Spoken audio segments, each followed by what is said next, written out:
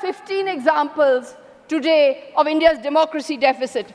When the government shows no visible empathy to the suffering, we have a democracy deficit. When instruments of state are used for partisan ends, we have a democracy deficit. When citizenship is defined by religion, we have a democracy deficit. When the party system is attacked, we have a democracy deficit. When there are attempts made to delegitimize the opposition, we have a democracy deficit. When the free press is crushed, we have a democracy deficit. When hate speech is normalized, we have a democracy deficit. When lynch mobs are not given exemplary punishment, we have a democracy deficit. When official speeches do not mention ever by one word the name of a state which has witnessed civil war for over a year, when that name of that state is not mentioned, when Manipur is not mentioned, we have a democracy deficit. When those in power are not accountable, we have a democracy deficit. When individuals believe they are bigger than institutions, we have a democracy deficit. When citizens are not told the truth, we have a democracy deficit. When the federal principle is buried, we have the democracy deficit. When we don't celebrate religious pluralism as India's greatest strength, we have a democracy deficit. When protest is criminalized, we have a democracy deficit. A quick expansion on all of these. So the principle of empathy. To quote Shakespeare, the quality of mercy is not strained. It droppeth like the gentle rain from heaven. In the same way, sir, the quality of empathy. Where is empathy? Empathy is a principle of good governance. 24 lakh students sat for the National Eligibility and Entrance Test. A desperate child takes an examination, finds that the paper has leaked, loses that examination, goes on the street to protest, and the education minister says this is a motivated protest, that this didn't happen. Where is empathy, sir? So my son is a doctor. I've seen the hard work, the Herculean effort, students pushing themselves to the brink to prepare for these examinations. Where is empathy for these students who are on the street, desperate? 26 students in 2023 took their own lives. 26 students took their own lives in 2023 in Kota. 70 papers have leaked in 7 years. This is the nature of the anguish facing the students today. There's a democracy deficit when the instruments of state are used for partisan purposes, when the enforcement agencies become a washing machine, one side always guilty, other side always innocent. The moment you switch sides, you're deemed innocent. Among politicians, 95% cases of the enforcement agencies are against opposition politicians. Shame. Since 2014, 25 opposition leaders facing probes have crossed over to the Bharatiya Janata Party. 23 of them have got clean chits. There's a democracy deficit when citizenship is linked to religion. How can religious identity be the basis of citizenship? This is a principle our founders would have opposed with all their might.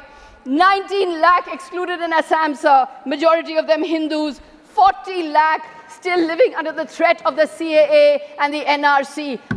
Lakhs of people worried that an unconstitutional law is taking away their lives, taking away their liberties, taking away their homes, taking away their universe because of an unconstitutional law imposed from above. There's a democracy deficit when the party system is attacked. With allurements and inducements, parties are broken, governments are toppled, administrations are brought down. 9 governments in 9 years.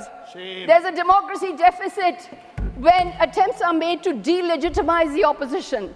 You don't just want to win, you want to delegitimize the opposition completely. Khan Market gang, Tukre Tukre gang, Lutyens gang. Why this name calling of the opposition, sir? The opposition is a established and a part of the democratic system. The opposition is very much part and parcel of the parliamentary democratic system. In a democracy, the people are sovereign. When the sovereign people vote for the opposition, how can those elected representatives be considered illegitimate? How can they be delegitimized? This is not the politics of democracy. This is authoritarian populism. This is strongman politics. It's not enough to win. You want total domination. This year, the voters have cut you to size and, in fact, voted for the opposition. There's a democracy deficit when the free press is crushed. As I mentioned earlier, India ranks 159 out of 180 in annual World Press Freedom Index released by Reporters Without Borders. India's press freedom has fallen 19 places since the BJP-led dispensation came to power in 2014. In Para 26, the Honorable President of India said in her address that in the era of communication revolution, disruptive forces are conspiring to weaken democracy. But who is weakening democracy in the media, sir? The democracy is being weakened by an overbearing government which is guiding, manipulating, terrorizing, muzzling, threatening journalists. I was shocked to see that journalists are not allowed, accredited senior journalists today are not allowed in the precincts of Parliament. This is truly shocking for a parliamentary democracy. There is a democracy deficit when hate speech is normalized. When hate speech against religious communities is normalized and made acceptable, and those who are responsible for this hate speech get state protection. 75% of hate speech events come from states ruled by the BJP, according to the India Hate Lab. There is a democracy deficit when lynch mobs are not given exemplary punishment. Does the government care that 3 men died in a horrific case of mob lynching in Chhattisgarh earlier this month? There have been many such crimes. They've gone unnoticed. A report by India Spend reveals that 97% of all attacks centered on cattle-related issues between 2010 and 2017. 97% cases were reported in the last 3 years.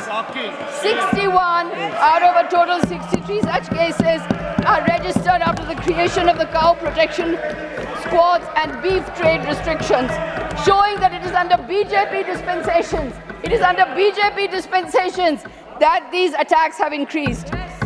There is a democracy deficit when a civil war has raged for over a year in a state, and that state's name cannot be mentioned by the Honorable President in her address, and the Prime Minister does not even visit once to Manipur, where over 70,000 are homeless and 200 have died. There is a democracy deficit when those in power are not accountable.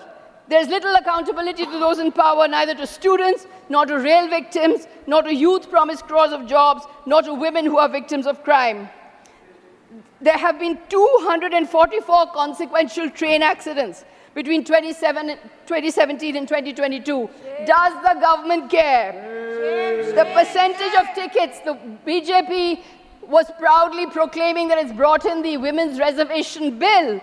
But the percentage of tickets given to women by the BJP this time is just about 15%.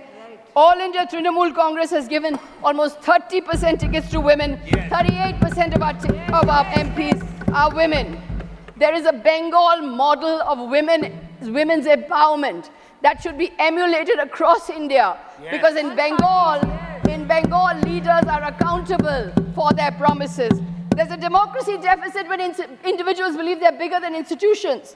When there's arrogance of power, Gandhi believed the means must be good for the ends to be good. Gandhi called off the 1922 movement of Chauri Chaura. So today, power has become performative. Power exists only for itself. Power is projecting seaplane rides, deep-sea dives. Power is not being used for the people. There is a democracy deficit when the truth doesn't triumph, when truth is not told. Dr. Kanimoji, your time is over, please. Dr. Kanimoji.